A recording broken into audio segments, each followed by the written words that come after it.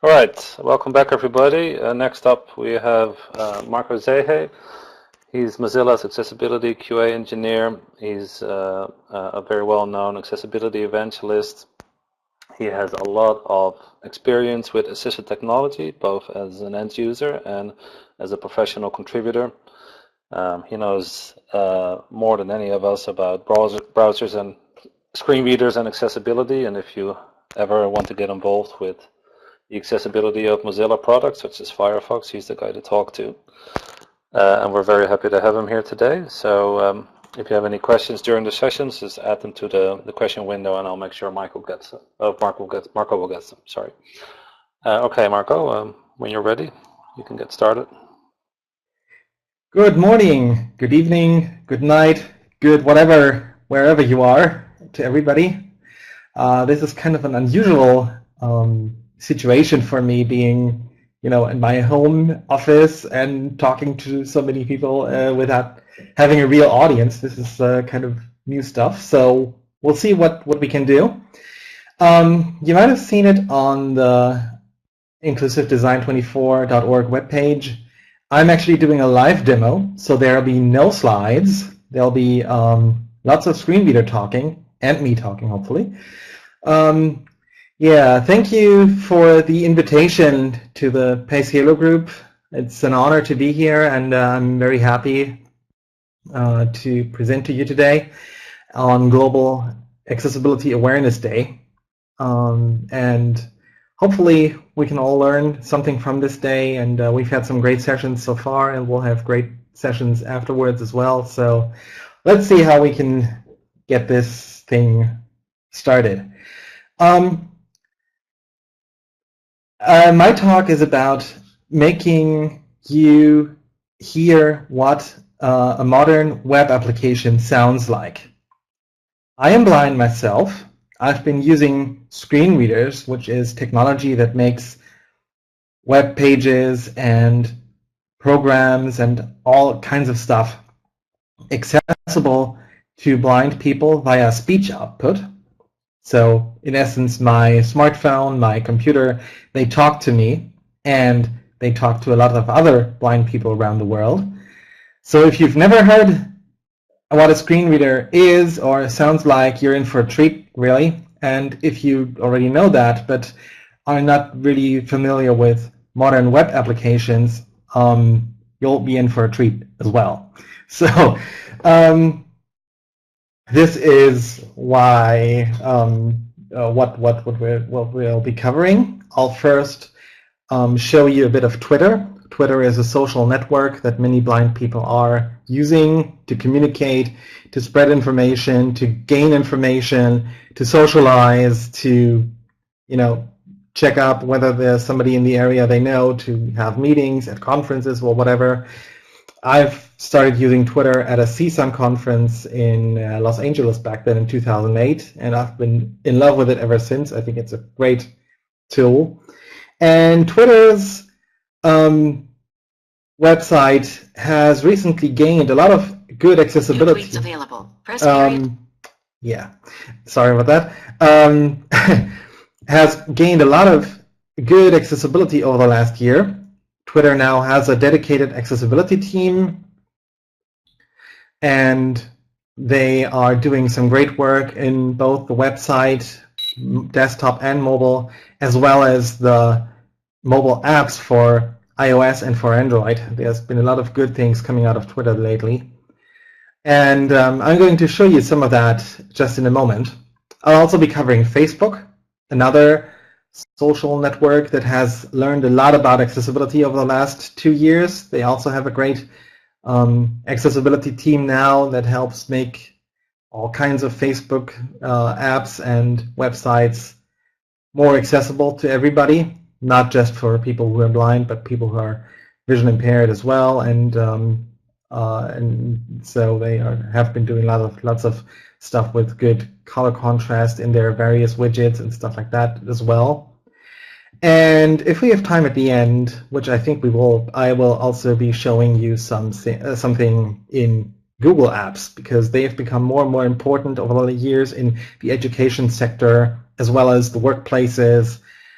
And Google's apps like Docs and Drive and Slides have also learned a lot about accessibility over the last 2 years, becoming much better. And hopefully I can show you some of that as well. So let's first start with Twitter. Now, the standard Twitter interface is kind of busy. It's got a lot of things going on, but the main thing you want to do there is either compose a tweet or read your tweets. And I'll start with the first one first. I'll just switch to that tab now. Twitter document. Out of edit collapse. Okay, whatever. Okay, there we are. So you can hear my screen reader. Let me know if it's too volume is too low. I can pump it up a little more. Let's try that. Out of edit tweet text. Okay, can you hear that? Yep. Okay, perfect. So new tweets available. Press period to review them. Okay, this is actually an announcement coming from a Way Area live region. Now, a lot of you might have heard a lot about Way Area recently because it just became a World Wide Web Consortium standard. And Way Area, spelled Way AI, dash ARIA, and that stands for, take a deep breath now, Web Accessibility Initiative, Accessible Rich Internet Applications. Whoa, made it through without accident.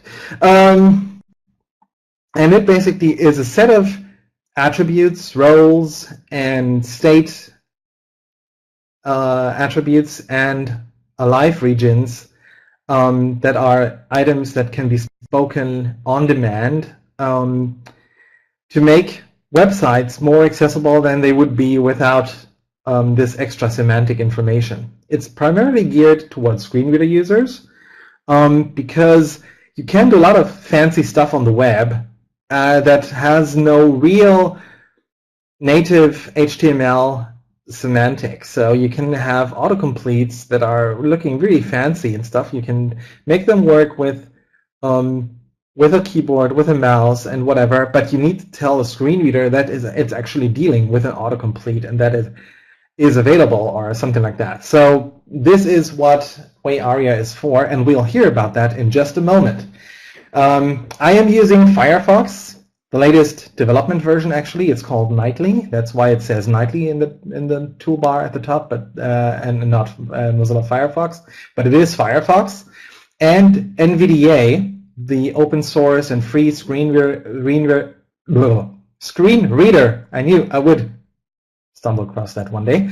From NV Access in Australia, which is for Windows, and I'm using the vocalizer voices that are available for NVDA for purchase because I think it's much more friendly than the standard eSpeak free synthesizer that comes with NVDA by default. So, without further ado, let's go in. So I'm on the Twitter webpage, and I'm on a label that says tweet New text. tweets available. Press period to Yeah, I love you too. And I'll just down arrow once. So I'm in browse mode at the moment, which is the equivalent of a virtual cursor if you're familiar with JAWS terminology. And we'll hear a couple of things now. And I will go through bit by bit of what they are after we've listened to it. Edit collapse clickable submenu has autocomplete multi-line compose new tweet. New tweets available. Okay. Edit text, multi-line. I'll break it down in a bit of chunks so that we can digest this better. So this is a multi-line edit field. It's currently collapsed, which means it is available for typing, but the autocomplete that is attached to it, which we'll deal with in a moment, is not yet expanded. It's not open. It doesn't show anything. It has a submenu. This is kind of misleading. It basically says it has a pop-up that can come up, but is currently not there. So let's listen to that again. Tweet text edit collapsed focused multi-line has autocomplete. Blank. Okay, it's focused. That's good because that's what we want. I'll press Enter to go into focus mode, which is the equivalent of forms mode if you're familiar with JAWS. That's the signal.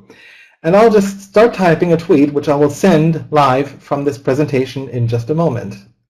I space AM space TWEETING space LIVE space FOOMTE space. And now I want to include the name of the Pace Yellow group who are carrying out this event.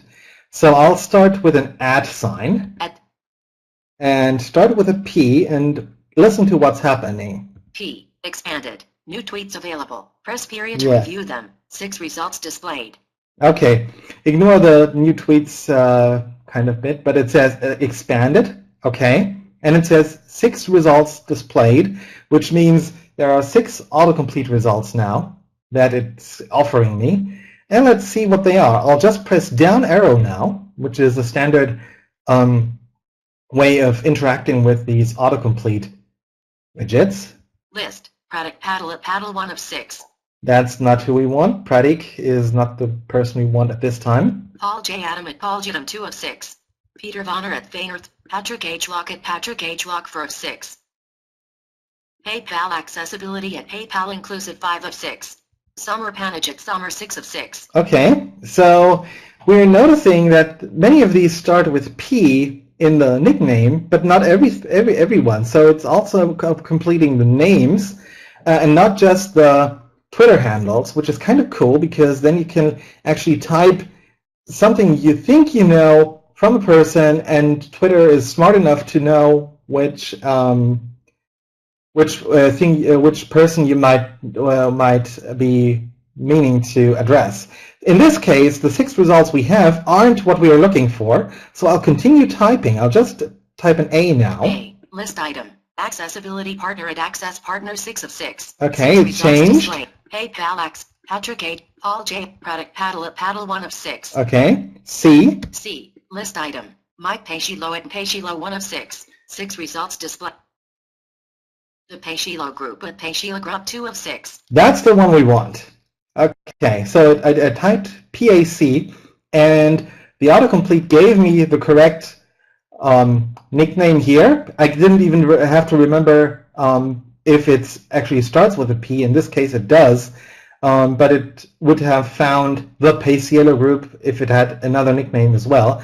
And now what I do is I press Tab to autocomplete and insert that into my tweet. Tweet text edit collapsed multi-line has autocomplete. I am tweeting live from the spelling error in Peshilo. Okay. It actually did choose the wrong item for some reason. It used Mike Pace Yellow's nickname here instead. So let me just go back and correct that. I'll just press backspace. O-L-L-E-R-C-A-P-M collapsed. P-A-C. List. Mike Peshilo, the Peshilo group at Peshilo group 2 of 6.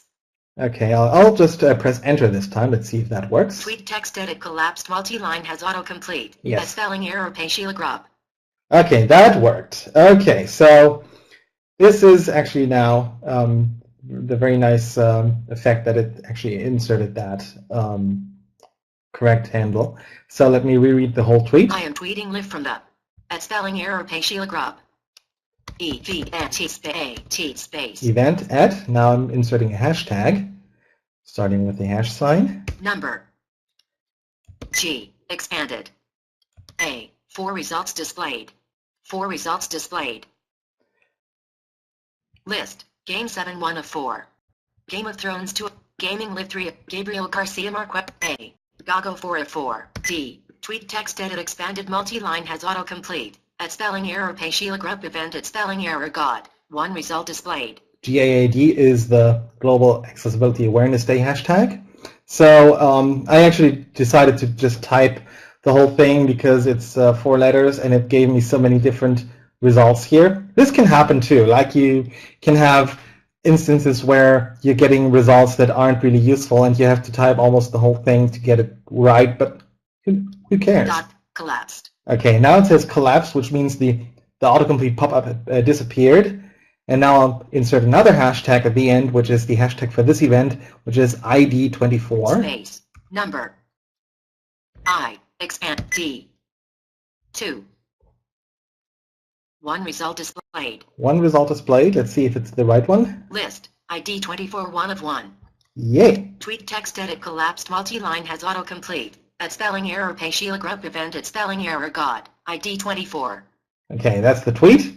I did it very slowly so you can follow along. Usually I tweet much faster, obviously. So I'll just press Tab now, which means go to the next focusable item if there's no autocomplete ping. Toolbar. Tweet button.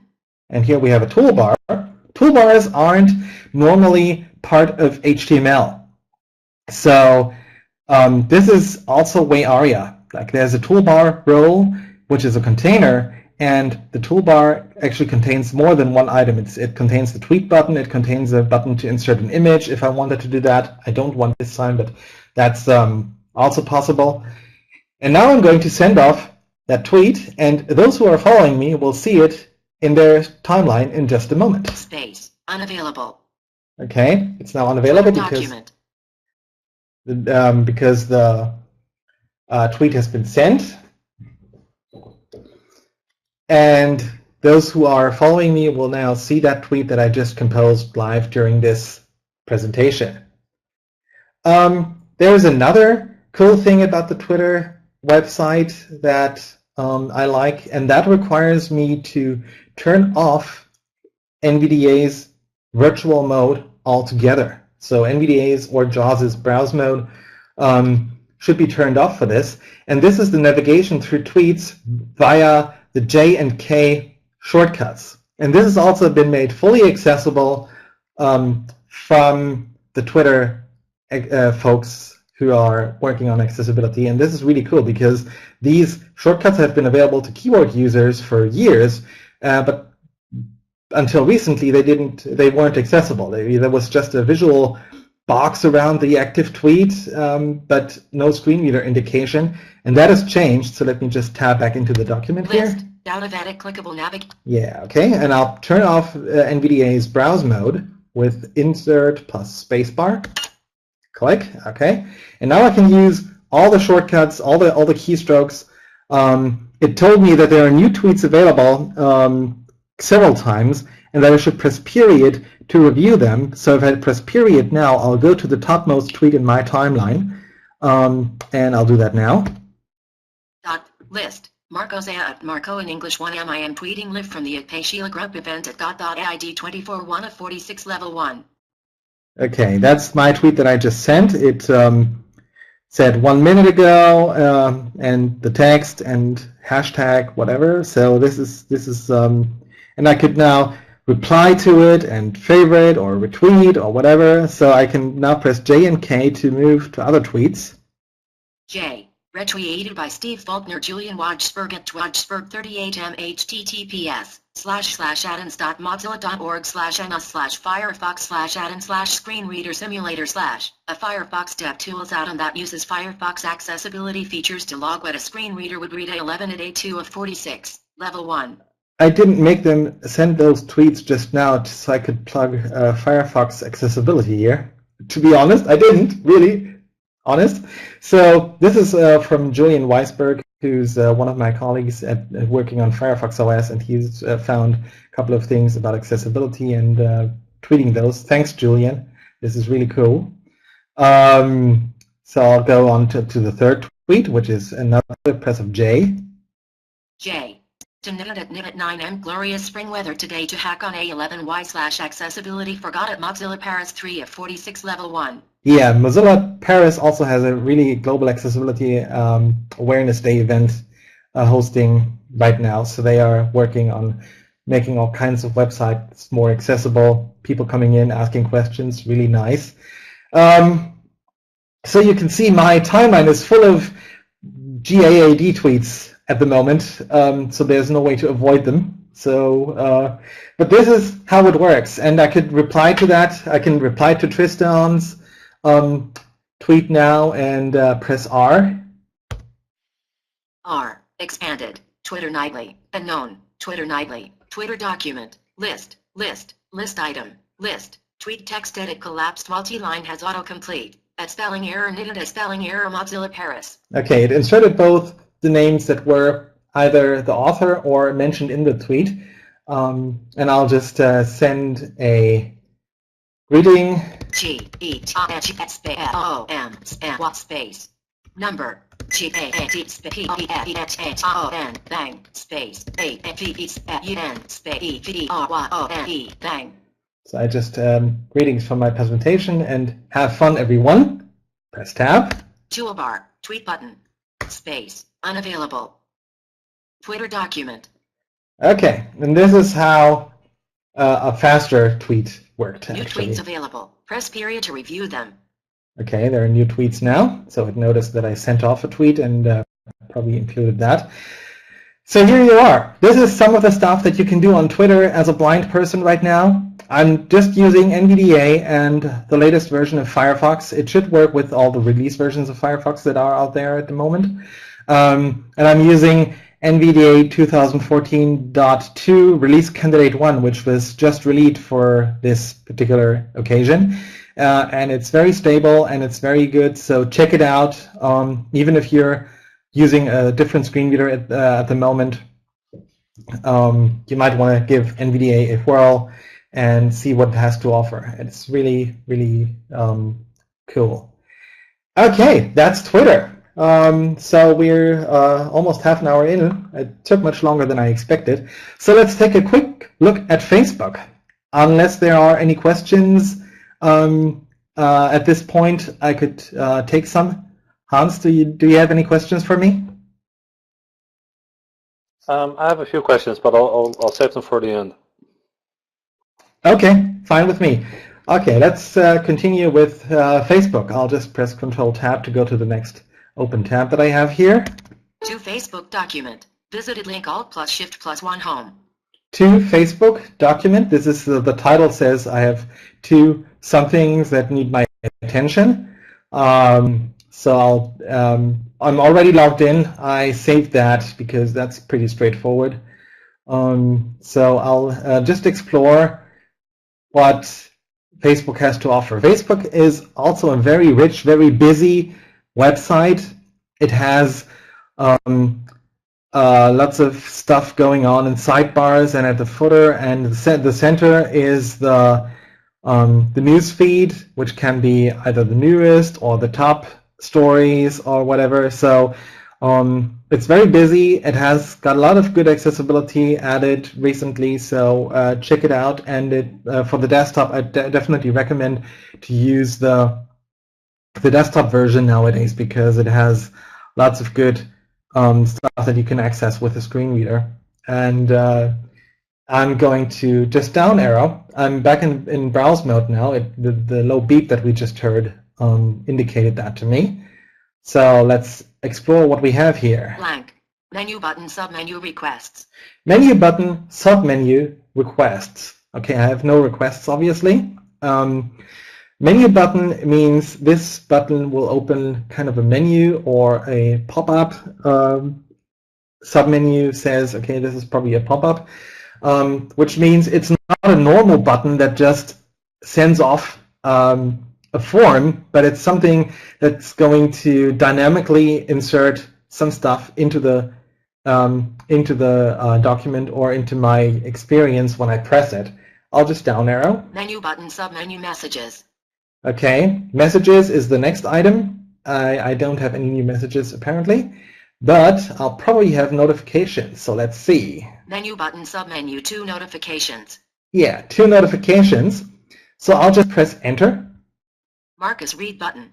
Okay, it opened that and focused on the mark as read button, which is not what I want to do. I want to check them out, so I'll just down arrow. Clickable list with 13 items. Link Moritz Cheeseman, Kirsten Probish, and 7 other people like your status. Super excited about giving. Okay, I posted a status this morning that I'm super excited about giving this presentation, so I'm getting a notification that so many people liked it. Link a talk in 3. Link 21 seconds. Okay, this is very... Button mark as read. Link Eric Eggert tagged you in a post. To add this to your timeline, go to timeline review. Okay, Eric, hi there. tag me in a post. So if I want to add that to my timeline, I can just press enter on this item, and then it'll go to my timeline reviews kind of thing. I think I'll do that later. Link 22 minutes. Button Marcus Reed. Link Eric Egger commented on your status. Good luck.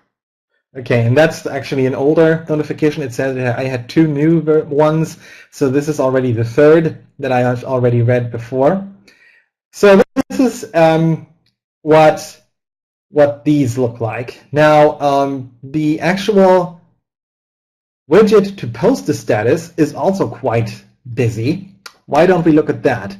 And this takes me to a point that I find cannot be emphasized enough to all the blind listeners out there.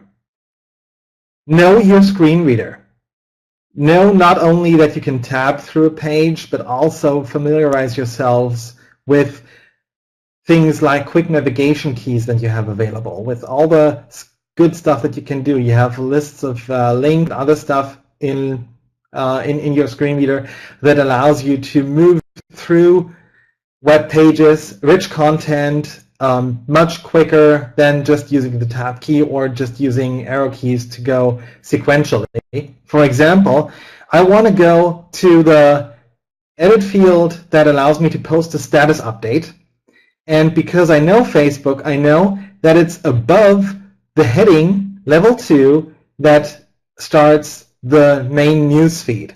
So I can very quickly go there by just hitting 2, which is the quick navigation key that takes me to the next level heading at level 2, and then I can just up arrow once, and I'm there. Okay, I'll press 2. Out of list, main landmark newsfeed heading level 2.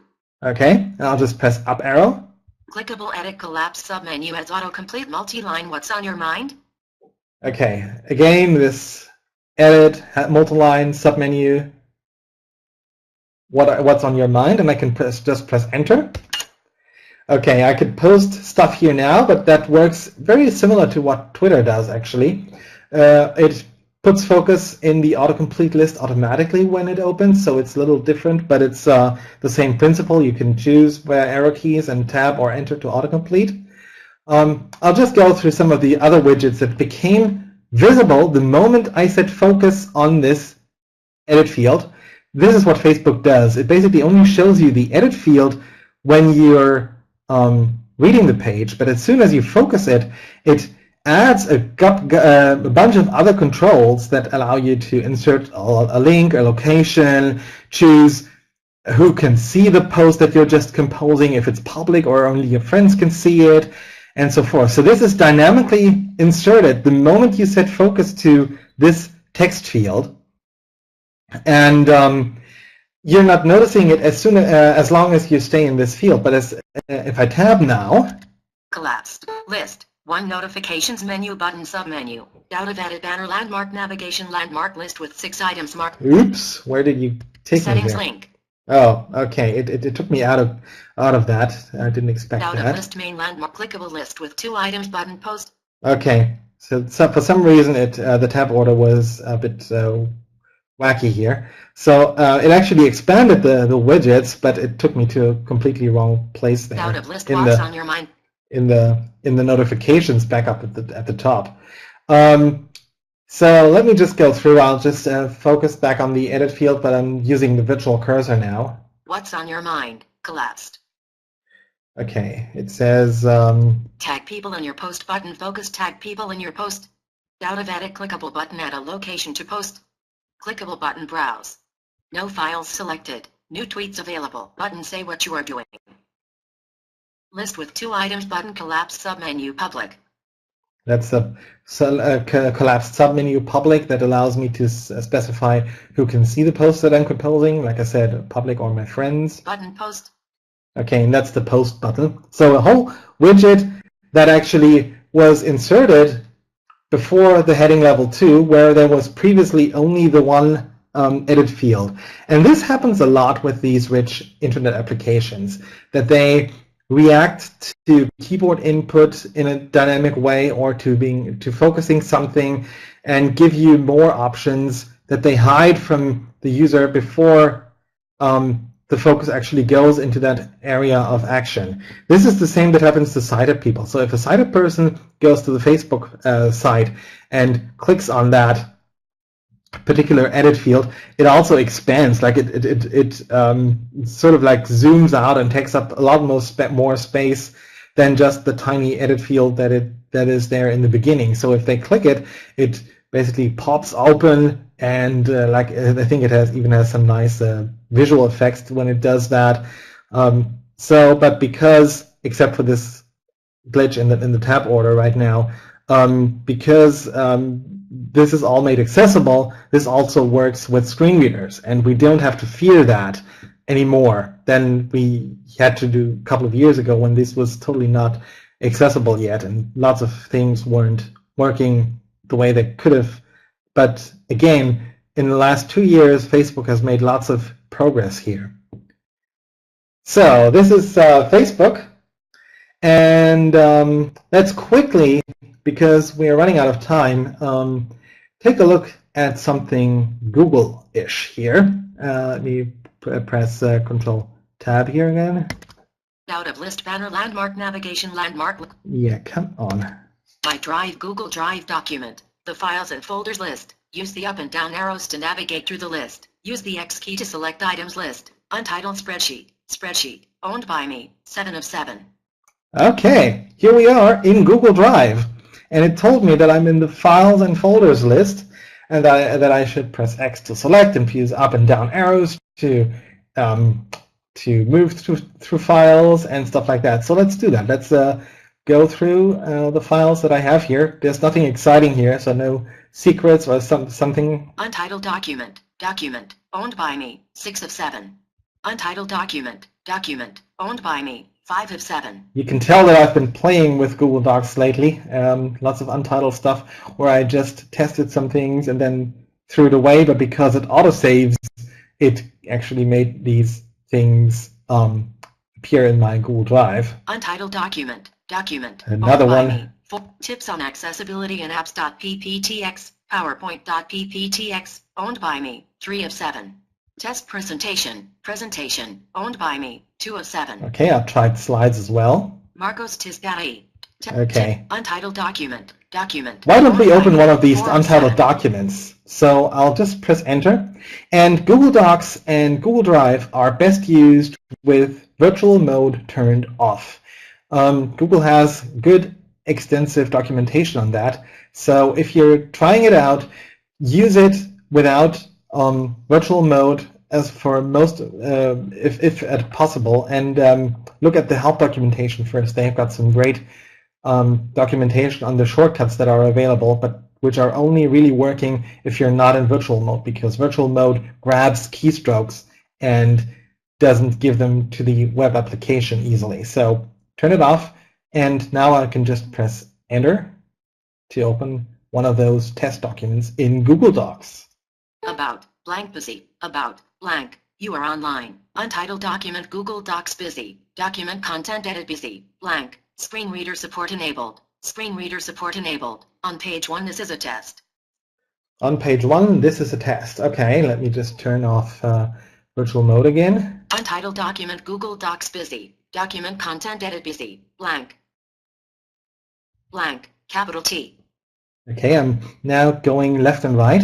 And right now, because this is such a rich interface, and because there were some problems before, Google is controlling all the stuff that they are speaking and giving basically every character, every line, every information to the screen reader via a live region. This will change in the future, and right now Google Docs doesn't work with Braille yet, but this is going to change soonish as far as I've been told. Blank, H, blank, I, blank, S. Okay, this blank comes from the fact that I'm in a multi-line edit field that doesn't actually contain anything, which is only there for keyboard input capture. Some technical detail, but this explains why currently this is saying blank before each character. But again, this will change in a while. Now, Google Docs also has a great menu system, and I can go there by pressing Alt-Shift-F as in File. Menu submenu. Menu bar. Okay, so I'm on the menu bar, and this sounds very much like a desktop application, doesn't it? And this is really because of all the stuff that WayAria allows us to do. Like, these are all elements in HTML, if you're familiar with it, that are divs and spans and sections and whatever. But because of the semantics that we have through WayAria, Google could specify that this particular set of widgets is a menu bar with menu items and submenus and so forth. So I can just navigate left and right through this menu system like usual. Edit submenu 2 of 9. Menu view submenu 3 of 9. Insert submenu 4 of 9. Okay, I can pull it down by pressing down arrow. Image I 1 of 5. Link L shortcut CTRL plus K 2 of 5. Equation E 3 of 5. Drawing D 4 of 5. Table T submenu 5 of 5. Okay, and the table says it has a submenu, so I can press right arrow to go into that. 1 by 1 1 of 1. 1 by 1. 1 by 2. 1 by 3. 1 by 4. I can left arrow out of it again. Menu bar. Comment M shortcut CTRL plus L plus M 1 of 2. Footnote N special characters C 1 of 2. Horizontal line R 2 of 2. Page number A submenu 1 of 2. Page count O 2 of 2. Page break P shortcut CTRL plus enter 1 of 5. Header H 2 of 5. Footer F 3 of 5. You notice that it does change the count because the menu is separated into sections, some having to do with page wide things that you can insert, like a footer, a header, or a page break, some having to do with stuff like images, links, and some having to do with comments and footnotes and stuff like that. So these are all different sections, and you can easily hear that you've transitioned into a different section when the announcement changes, like 1 of 5 or 1 of 2 and stuff like that. So visually, there are just blocks separated by horizontal lines that allow for easier overview, because this is a long menu, as you can tell. This is still the insert menu. So you can see Google Docs is a very rich word processing app running in your browser, comparable to what you know maybe from Microsoft Word. And the good thing is even the collaborative features work. So I can collaborate with others on a document and see the edits they've made and make edits on my own, and the moment I do them, they are saved in the revision history and others can look at it.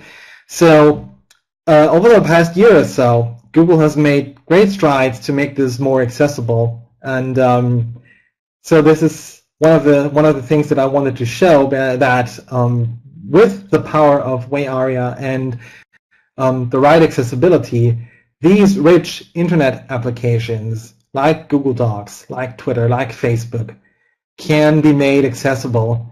And if you're a web author looking for examples, go no further than these and just look at what they've been doing. There are a lot of good add-ons for Firefox, for Chrome, or whatever your favorite browser is, to inspect what they have been doing and to learn from the expected interaction and what it sounds like and what the look and feel is, and so forth. So I can just press escape now. No. Document content edit busy blank. Okay, I'm back in the document. I can just close the tab, and if I had made any edits, they would be auto-saved. I could rename the file so it has a more meaningful name, but I don't want to do that right now. So this is all that I wanted to show you. This is what new tweets available. Yeah, this is what I had on my list that I wanted to present to you. So I'm now open for any questions. All right, thank you very much, Marco. If there's any questions, now's the time to type them into the Q&A window, or in the chat if you want. Yeah, and Hans, if you could read them to me while they come in, because that's probably easier than me having to. Okay. I will. In the meantime, I have a few questions as well. The first ones are about Twitter. I was just wondering, purely as an end user, do you have a preference for doing services like Twitter on a web-based interface or on like a mobile app interface? Well, that depends on where I am. If I'm on the go, I'll definitely use the mobile app. Usually, I use Twitterific on the iPhone, but I could also use Twitter. It's the native Twitter app, which became much more accessible recently. Or I could use something like Tweetings, which is also a very accessible Twitter client. But if I'm on my desktop, I usually either use the web or use a Windows client called Chicken Nugget. It really depends on what mood I am in, or if I need to do something on the web and want to quickly just check something. I usually have either a separate browser window open with Twitter itself or with or my native Twitter client. But certainly the recent advancements in the accessibility of the Twitter website have made it much more likely that I'll be using it. Yeah, I guess it's just whichever one is most accessible for the servers in question. Right. Would you say, like very generally speaking, like are mobile apps doing a better job, or web-based services or website UIs doing a better job in general? It really depends. Like if you've got more space and more stuff to put on a desktop website. You also notice that if you visit a website on a tablet rather than an iPhone, for example, if I go on certain websites with my iPad, they look different than what I get on my iPhone.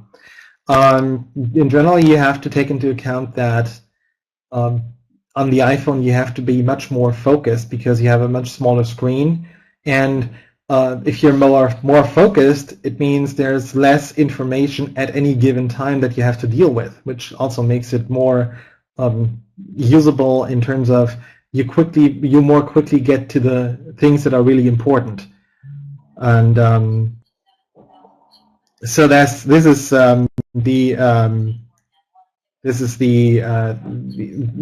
really depends. So if a mobile web application or a mobile website is really done well, you can actually get lots of good value out of that as well. But if you just visit any website that doesn't have a mobile version and it throws at you the desktop equivalent, and you have to deal with it on a very small iPhone screen, it really becomes cumbersome. But not just for blind users, but for everybody. Yeah, oh, definitely. I guess it depends on just how complicated the interface is and how much benefit you'll have by being constrained to a simplified version of it, like for example in a mobile app. The other question that I had was you mentioned, I guess, in all three applications, or maybe you didn't do it in Facebook actually, switching out of virtual mode in your screen reader. For example, in Twitter to use those special shortcuts, and obviously in Google Docs or Drive, I think it's called now. How do you feel about you losing your virtual mode privileges, so to speak, by doing that? Sometimes when we recommend people to do that, they'll complain that they can no longer use heading navigation and things like that, because obviously those things are only available in virtual mode. I'm wondering, would there be a benefit in having some kind of hybrid mode where you can do both? Like, you can use custom shortcuts, but also still use heading navigation, for example, in the Google Docs UI or in the Twitter UI. What's your opinion about that? Yeah, that's a really interesting question. We do have this kind of hybrid mode on platforms like macOS, for example, where VoiceOver, which doesn't have a real virtual mode, has these heading and stuff, other shortcuts available to move through the web page by certain elements like headings, tables, and whatnot. And they don't have a virtual mode, so they don't reformat. They treat everything like your normal application, which sometimes makes it more efficient because you don't have to think about the different modes. But also it can make things a little more complicated at times Shortcuts because become more complicated, I guess. Like you're going to need more tricky shortcuts and things like that. Exactly. So they have their pros and cons. I'd say if done well, like on the Twitter thing, I mean, there's no quicker way to get to the first tweet than just turning off virtual mode and pressing period. The keyboard focus goes there, and you're on the first tweet. And the tweets block is the last thing on the page. So if you want to go there in virtual mode, you have to get past several headings, the whole footer with the Twitter copyright stuff, and so forth. So getting out of virtual mode and just pressing period to load the newest tweets, or J and K to go to the next or previous tweet, is just way quicker, and you get the gist of the tweet read to you. And if you don't want to reply or retweet or favorite, you don't have to go past those elements which are part of every tweet. Like you have the reply, favorite, retweet thing for every tweet, which your virtual cursor must pass over if you read it with a virtual cursor. Here you just press K or J, the next, and you go to the next tweet instantly. And if you want to reply, you either use a shortcut, like I did with the R key to reply, or you just press tab and you get to the links, to the nickname, and you can open the profile, or you can go to the reply, favorite, or retweet items if you didn't remember what the shortcuts were. So the Twitter developers did a very good job at actually making sure that keyboard focus is in a meaningful state at all times when virtual mode is off. And this is really very cool. important. Yeah. I guess another way of asking kind of the same question, but the opposite way is should there be some kind of addition to the HTML standard of allowing custom shortcuts to be available in virtual mode? So should there be some kind of official way, and I'm not just talking about registering key events in JavaScript, but some kind of official way to recognize custom features and custom shortcuts and let them be available in virtual mode so that the user wouldn't have to switch? Ultimately, it would be ideal if we could get away with virtual mode especially on the Windows platform altogether, and have meaningful ways of navigating the content with whichever means are the most useful. The problem is there are technical restrictions. So if on Windows, which primarily have to do with performance, but also with the way different stuff has been developing historically. Untitled document. Yeah, if there was a way to communicate back and forth between the web application, the browser, and the screen reader to negotiate sort of like which mode should be used best without having to resort to like finite things like role application, that would be awesome. Obviously, you'd have to get all the major screen readers on board to implement that, and I can see that happening with Nvidia and Orca on Linux, and maybe VoiceOver on OS X too. Pretty sure about that. But I don't know about the commercial ones on Windows, whether they would be willing to participate in this kind of standards work. My hope is that they would come around and also be open to discussions about certain things that can be improved when dealing with web applications, the browser, and the screen reader in tandem.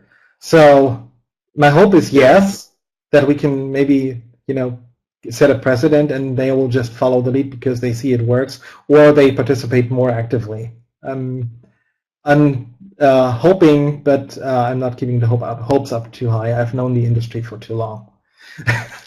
Yeah, they definitely need to be on board for anything to work, I guess. Would you say that the introduction of autoforms mode in modern screen readers is kind of a start of what you were describing, this hybrid model? And Yes. also, do you like autoforms mode and do you actually use it?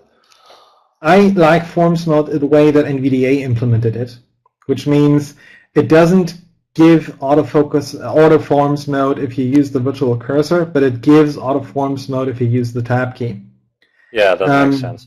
That makes much more sense than the way that JAWS does it, in my opinion, where it always gives you the autoforms mode by default whenever your virtual cursor enters an edit field or a combo box and stuff like that, and you actually have to think about, oh, where does my my caret go now? Or does it go back to virtual mode if I press down arrow or whatever? I feel whenever I use JAWS, I use NVDA as my primary screen reader, but obviously I use JAWS a lot for testing, but it always irritates me. Even, they introduced that in JAWS 10 and it's now at JAWS 15, but it still irritates me. I don't know why. Yeah, I hear a lot of people complain about it, even though I guess we as developers consider it a big improvement, because before that there was really the need for users to manually switch, and a lot of users don't understand it. But what you're saying makes a lot of sense, that the way JAWS handles it is a bit too much and too disruptive at times. Another question that I had was, how did you find out about those Twitter shortcuts, the J and K stuff? And there is help available. Oh, sorry. I think you were. There's help available. For a while, on Twitter. So for a while, it actually was presented to me at the top of every page that I visited on Twitter, but you can always get there by pressing the question mark key. I guess my follow-up question to that is, how would you recommend developers to convey custom shortcuts to users? Would the way that Twitter did it be the best way, or should there be some kind of more standardized way to notify users what shortcuts are available, as particularly novice users in this case? I'm not sure of the best way, to be honest. I think the way Twitter did it was quite okay. They allowed you to either read it or dismiss it. They had a dismiss button at the top of the piece where the shortcuts were. So if I noticed that it was there, I didn't have to go through the whole shortcut table, but had a dismiss button at the top. That was good because it could, for after a while I was familiar with them. But it could be either that, or it could be a notification somewhere saying, "Hey, I've got shortcuts available. Press this link to view them," or whatever. This is a tricky question, and I'm sure this. I think this whole field of really good web applications is just starting, so we'll probably find out the best model there. Like Google and Microsoft, both in their docs, they give you a hint about press this and that shortcut key to view all the available keyboard shortcuts, either in the live region or in an alert message or something like that. So there are different ways already being used, and they all worked for me so far. So I guess we'll find the best solution as we develop develop this further. Even though would you say it would be a good best practice for all applications and sites to use that question mark key to kind of a go-to shortcut list feature? Like if that was just something that most people would implement and people would just get used to. Well, if I'm stuck, I have to press the question mark key. Yeah, the problem with the question mark key is, what do you do if you're inside a document? Usually, my idea is that it could either be question mark or like Control Shift question mark or Control question mark. Yeah, or something similar. Yeah, if it was a standard like on Windows, where you press F1 in almost every application to get to help, that might be something. I think one more question and then we're out of time. This question is from Lainey Watson. She asks, is NVIDIA a good option for developers looking to experience or test web applications themselves? Definitely. It's free. It's got a good community. and it doesn't disrupt your system. Like, it doesn't install any kind of video hooking technology and stuff like that. You can even just run it as a portable version. You don't even need to install it. You can just run it as a portable version from the installer, or put a portable version on your USB key and insert it into any computer and just run it. So NVDA is a very good solution. It works very well with Firefox, works very well with IE, and also with Chrome, as far as the Chrome support under Windows goes. They are still learning there, but it has very good support for all these browsers, and it's very non-intrusive in your system. Yeah, I definitely agree with that too. NVIDIA is great.